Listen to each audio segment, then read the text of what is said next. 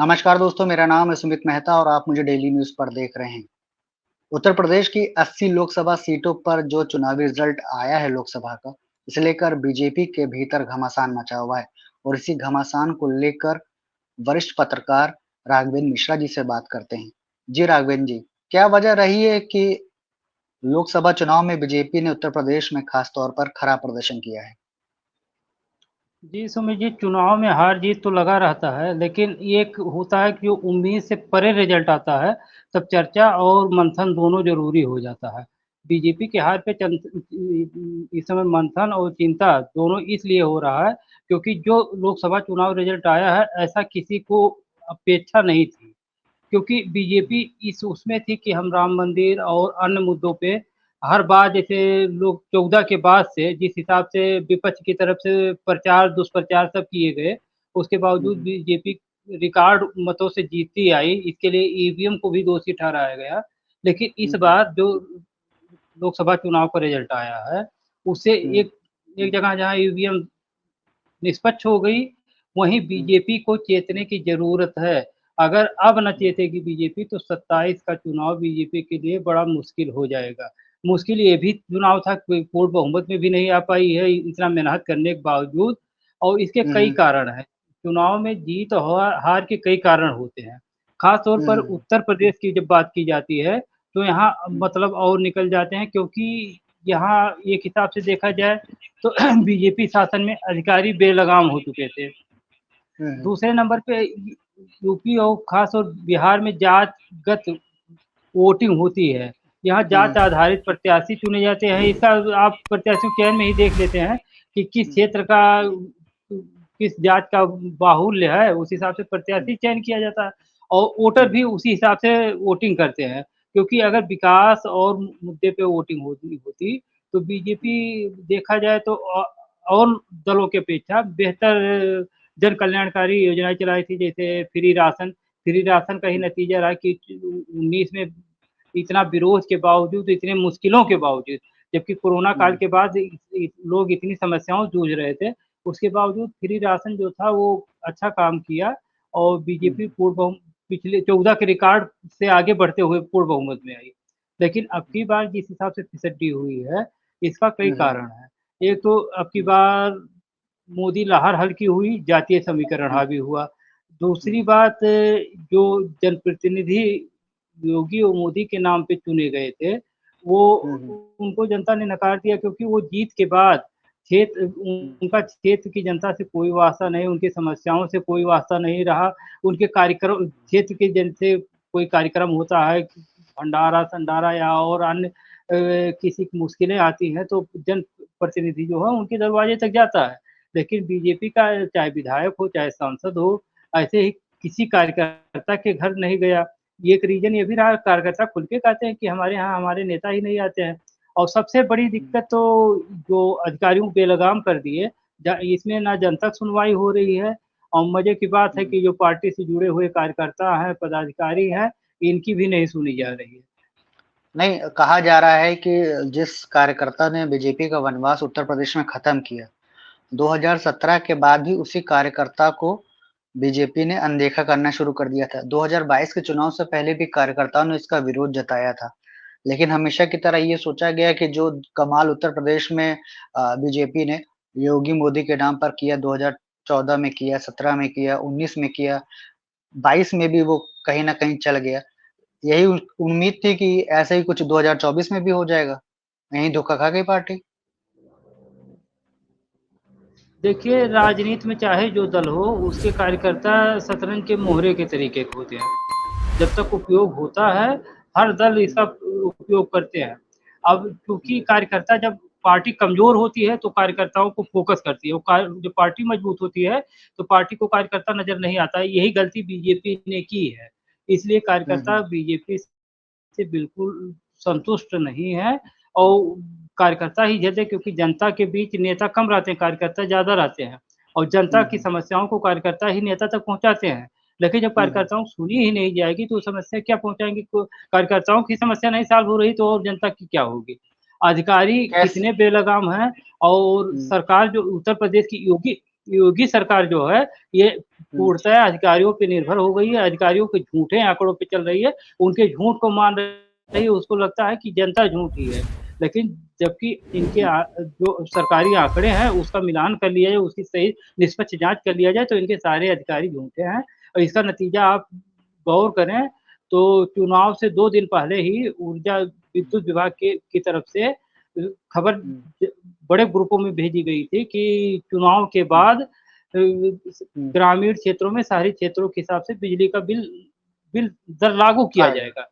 जिसके इस खबर के लागू होगा। प्रकाशित होने के अगले ही दिन ऊर्जा मंत्री ने प्रेस कॉन्फ्रेंस करके सीधे तौर पे कहा कि ऐसी कोई योजना नहीं है, गलत भ्रामक है। तो गलत भ्रामक है तो जिसने इस खबर को लीक किया, उसने गलत किया तो आपने अधिकारियों के उस अधिकारी का एक्शन के लिए। पे क्या कार्रवाई किया, उसको चिन्हित किया कि नहीं किया, तो ऐसी घोर लापरवाही आपकी तरफ से किया जा रहा है कि आपके अधिकारी आपके खिलाफ दुष्प्रचार करवा रहे हैं, खबरें बिना आधार के छपवा रहे हैं और आप चुपचाप बैठे हैं कारण केवल ये स्पष्टीकरण दे रहे हैं कि खबर निराधार है।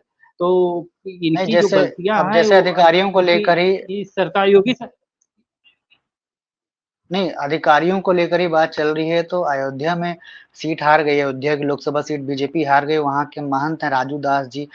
वो तो खुलकर कह रहे हैं कि अयोध्या जो हारी है, वो भ्रष्टाचार की वजह से हारी है। योगी के नीचे के जितने अधिकारी हैं, सब भ्रष्ट हैं और वो भ्रष्टाचार एक बड़ी वजह है हार की बीजेपी की। क्या लगता है कि बीजेपी में ही कहीं न कहीं या बीजेपी के समर्थक ही अब खुलकर उत्तर प्रदेश सरकार के खिलाफ आ गए हैं या कहें पूरे अधिकारियों के खिलाफ आ चुके हैं? देखिए, स्वार्थ की राजनीति में कब कौन साथ रहेगा, कब कौन खिलाफ होगा, इसका कुछ कहा नहीं जा सकता। लेकिन राजू दास हुँ, हुए या और कोई भी आरोप लगा रहा, तो उनके आरोप को सिरे से खारिज नहीं किया जा सकता है। अधिकारी तो हुँ, चाह रहे हैं, इनके खिलाफ हैं। अधिकारी ईमानदारी के सरकार की ईमानदारी पे अधिकारी लूट भी मचाए हैं और वो हुँ, सरकार के खिलाफ भी हैं। इसमें कोई दो राय नहीं है, ऐसे कई मामले आ गए हैं। और राजू दास का अलग वो है, अयोध्या में जो है इन्होंने प्रत्याशी भी गलत चुनाव किया है। हुँ, ये कुल हुँ, मिला-जुला के अगर लल्लू अंदरूनी सिंह। बातों पे ध्यान दिया जाए अंदरूनी हुँ, बातों पे ध्यान दिया जाए तो बीजेपी में अंदरूनी बड़ा खड़मंडल चल रहा है।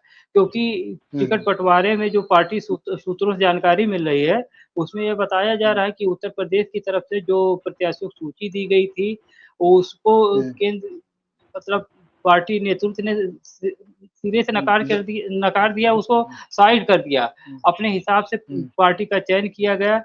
बीजेपी में पार्टी प्रत्याशी जिनको घोषित किया गया, इनका हुँ, इनका भी इन्होंने पार्टी को नुकसान पहुँचाने में अहम रोल निभाया है। जैसे विपक्ष या सत्ता पक्ष हो, सब चुनाव के हुँ, दौरान वादे और दुष्प्रचार करते रहते हैं। विपक्ष की तरफ से सरकार के खिलाफ जो दुष्प्रचार किया गया कि बीजेपी हुँ, सरकार संविधान को खत्म कर देगी, हुँ, आरक्षण को खत्म कर देगी, तो हुँ, बीजेपी हुँ, ने इसमें हुँ, काट क्या निकाला? कोई हाँ, काट तो नहीं निकाला। कुछ नहीं निकाला। प्लस ऐसे ऐसे एक व्यक्ति को अपने उम्मीदवार बना दिया, जो खुद ही बोल रहा है कि हम संविधान बदल देंगे। तो हुँ, 400 सीटें अगर लाके। अगर पार्टी चुनाव को लेके इतनी गंभीर होती, तो ऐसे हुँ, प्रत्याशी को उसको बदल देना चाहिए था और नहीं बदले तो उसका खामियाजा भुगते। बीजेपी अयोध्या शहर में जीती है, ग्रामीण हुँ, क्षेत्रों में हारी है और मूलतः अब की बार बीजेपी से दलित वोट बैंक भी खसता है।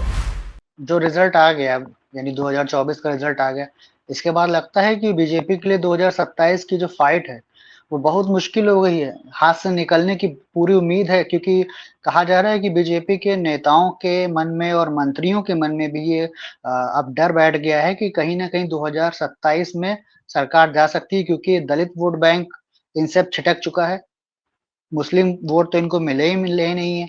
तो अब 27 में कहीं न कहीं खतरे की घंटी बीजेपी के लिए या कहीं योगी आदित्यनाथ के लिए बज चुकी है। जी, बिल्कुल, इसमें कोई दो राय नहीं है, जो लोकसभा चुनावी रिज़ल्ट आया है, इससे हुँ, 27 में सरकार एकदम मुश्किल में दिख रही है। हालाँकि अभी समय है, इनको सुधार करने का समय है। बीजेपी को नुकसान उस क्षेत्र में हुआ जो मुस्लिम बाहुल्य है, एरिया हुँ, है। यादव बाहुल्य एरिया में नुकसान हुआ है। ये हुँ, दलित बाहुल्य एरिया में नुकसान हुआ है। तो ये क्या कमी रही कि ये लोग यहाँ नुकसान उठाएँ? हालाँकि जातीय समीकरण यहाँ हावी रहता है, ज़्यादा फ़र्क हुँ, नहीं पड़ेगा लेकिन अगर बात की जाए कि बीजेपी की सफलता की, तो 2014-2019 कट्टर हिंदुत्ववाद के मुद्दे पे ये लोग चुनाव जीते थे और जीत रहे थे। अब की ये मुस्लिम वोट बैंक को साधने के लिए इतनी योजनाएँ चलाएँ, सारी योजनाएँ अगर देखा जाए कि विकास की योजनाओं से अगर सरकार बनती, तो सारी योजनाओं को सरकारी योजनाओं सबसे ज़्यादा लाभ अगर उठा रहा है कोई, तो मुस्लिम उठा रहा है। उसके बावजूद ये जहाँ मुस्लिम बाहुल्य एरिया था, जहाँ यादव बाहुल्य वहाँ एरिया था, वोट नहीं मिला। वहाँ ज़ीरो पे चले गए हैं। तो ये किसान सम्मान निधि, तो कुछ चीज़ें होती हैं जो गलत, जैसे कहना भी कुछ लोगों को अटपटा लगेगा और उस पे कोई फ़ोकस भी नहीं कर रहा है। महँगाई पे चिंता सबको है, बेरोज़गारी पे चिंता सबको है, लेकिन बढ़ती आबादी पे चिंता भी सबको है, लेकिन उसको रोकने की चिंता किसी को नहीं है, किसी को नहीं। क्योंकि आबादी रोकने के लिए कदम अगर कोई किसी ने उठाया था तो इंदिरा गांधी ने उठाया था। उन्होंने नसबंदी अभियान चलाया था, जिसका खामियाजा उनको सत्ता गंवा के भुगतना पड़ा। उसके बाद से आज तक कोई भी सरकार, कोई भी नेता इसके खिलाफ नहीं गया कि आबादी को रोका जाए, और जब तक आबादी रोका नहीं जाएगा तब तक महंगाई, बेरोजगारी का रोना रोने से काम नहीं चलेगा, क्योंकि जब हमारी जनसंख्या वृद्धि दर बढ़ती रहेगी तो बेरोज़गारी, महँगाई बढ़ेगी। ये स्वाभाविक है। इसको किसी भी कीमत पे नहीं रोका जा सकता है। प्लस रही बात इसकी कि सारे नियम कानून मोदी ही बना दें और सारी चिंता उन्हीं का है, तो ये नहीं है। निष्पक्ष होके अगर कहीं बात की जाए, जो हालाँकि विपक्ष का काम है उनको हर स्तर पे किसी तरीके से चुनाव जीतना है, लेकिन जिनको बुद्धिजीवी कहा जाता है उनको निष्पक्ष होके इन इन गंभीर मुद्दों पे चिंतन और मंथन करना चाहिए, क्योंकि ये छोटी-मोटी समस्या नहीं है, बड़ी समस्या है। क्योंकि सरकारें जो हैं वोट लालच में, जैसे केंद्र सरकार की मोदी सरकार जो योजनाएँ फ्री राशन, किसान सम्मान निधि चला रही है, आज सबको बहुत अच्छा लग रहा है। लेकिन ये आने वाले समय के लिए बहुत घातक होगा, क्योंकि जब हमको किसी चीज़ की लत लग जाती है, तो हम उसको फ्री का ये नहीं, वो अपना अधिकार मान लेते हैं। जैसे डॉक्टर भीमराव अम्बेडकर ने जब संविधान गठित किया था, तो उसमें आरक्षण की व्यवस्था किया था कि पिछड़े दलित जो हैं ये इनका उत्थान होगा, ये आगे बढ़ पाएँगे। उन्होंने 10 वर्ष के लिए केवल आरक्षण की व्यवस्था की थी। लेकिन उसको राजनीतिक उसमें देख के कि का ये आरक्षण को खत्म करे, इसकी हिम्मत ना किसी राजनीतिक दल में थी। वो आज लोगों को लगता है कि आरक्षण उनका हक है। हक कैसे हुआ भाई? अधिकार कैसे हुआ?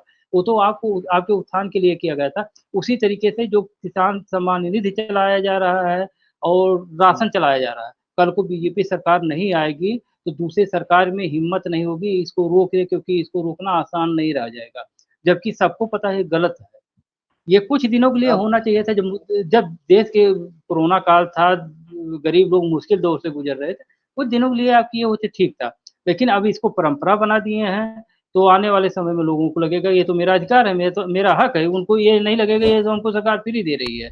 हम जहाँ तक सोच समझ सकते हैं, ये दोनों योजनाएँ आने वाले समय में बीजेपी ही नहीं, किसी भी राजनीतिक दल के लिए बहुत गंभीर चुनौती बनेगी।